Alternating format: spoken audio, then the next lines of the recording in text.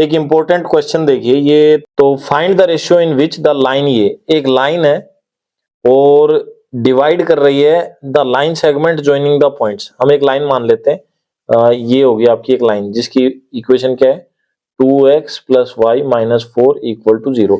Linear equation होगी 2 variable की, ठीक है, क्योंकि x और y की जो भी वैल्यू होगी वो इस इक्वेशन की होगी।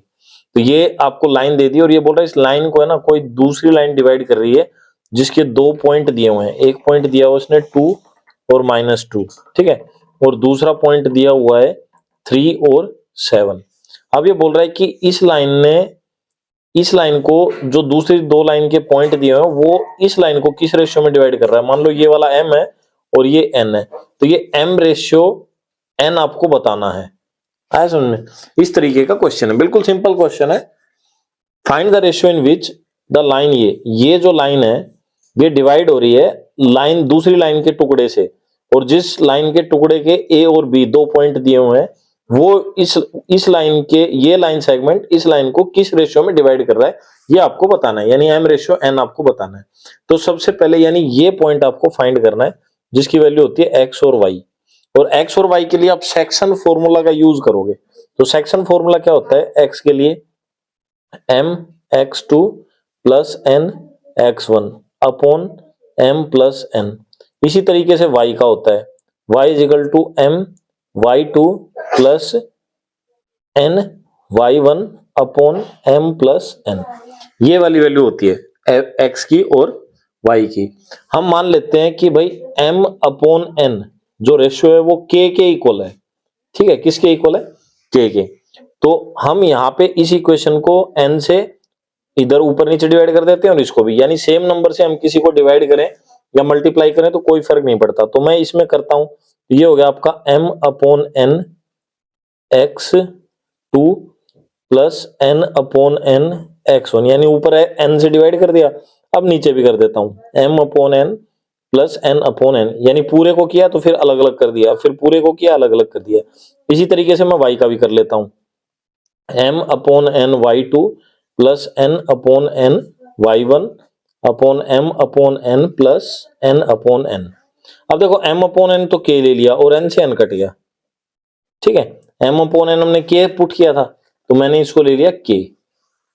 तो अब यहाँ पे वैल्यू जो हो गई वो क्या हो गई आपकी k, यानी x जो है वो इक्वल आ गया आपका k x2 plus x1 m upon n k plus 1। ऐसे ही फिर y की वैल्यू आ गई k y2 plus y1 upon k plus 1, ये वैल्यू आ गई। अब यहाँ पे आपको ये पॉइंट आ गए, ये वाले जो इस लाइन को क्रॉस कर रहे हैं x और y, ये वाले पॉइंट आ गए। अब जो ये पॉइंट है ना, ये पॉइंट इस लीनियर इक्वेशन की x और y के अंदर रखेंगे तो इस इक्वेशन को सेटिस्फाई करेंगे। x और y हमने निकाल दिए, हमें इन वैल्यूज को पुट करेंगे यहाँ पे। पहले मैं इनकी वैल्यू रख देता हूँ x के अंदर x1 और y1, तो ये मैं इसको मान लेता हूँ x1, इसको मान लेता हूँ x2, ये y1 और ये y2, ठीक है। तो मैं इन पॉइंट्स की वैल्यू पुट करूंगा तो ये आपके हो जाएंगे 3k plus 2 upon k plus 1, यानी x2 की जगह मैंने 3 रखा, x1 की जगह 2 रखा, फिर k प्लस 1। इसी तरीके से मैं फिर y की वैल्यू निकालता हूँ, ये x की वैल्यू हो गई, फिर मैं y की वैल्यू निकालता हूँ तो y की आ गई आपकी 7k minus 2 upon k plus 1, ठीक है, 7k, ये हो गया y2 माइनस y1 और अपॉन k प्लस 1, ये हो गई। अब put the value of x y in equation, ठीक है, इस इक्वेशन में मैं पुट कर देता हूं 2x plus Y minus 4, 2x plus Y minus 4 equal to 0। अब एक्स वाई की जगह मैं अगर ये वैल्यू पुट करूंगा तो क्या होगा कि खाली k रह जाएगा और k हमारा m अपॉन n के इक्वल है। k जो था वो हमारा m अपॉन n के इक्वल है, तो हमारा रेशियो है वो आ जाएगा।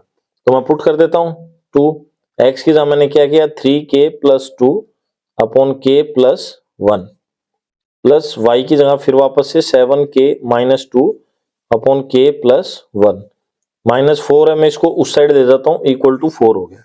एलसीएम लेंगे तो k प्लस वन दोनों में ये उधर चला जाएगा और इस 2 को अंदर मल्टीप्लाई कर देता हूँ। 3 2 जा 6k प्लस 2 2 जा 4 प्लस 7k माइनस 2 और इक्वल टू ये k प्लस वन उधर जाएगा, 4 से मल्टीप्लाई हो जाएगा यानी 4k प्लस 4।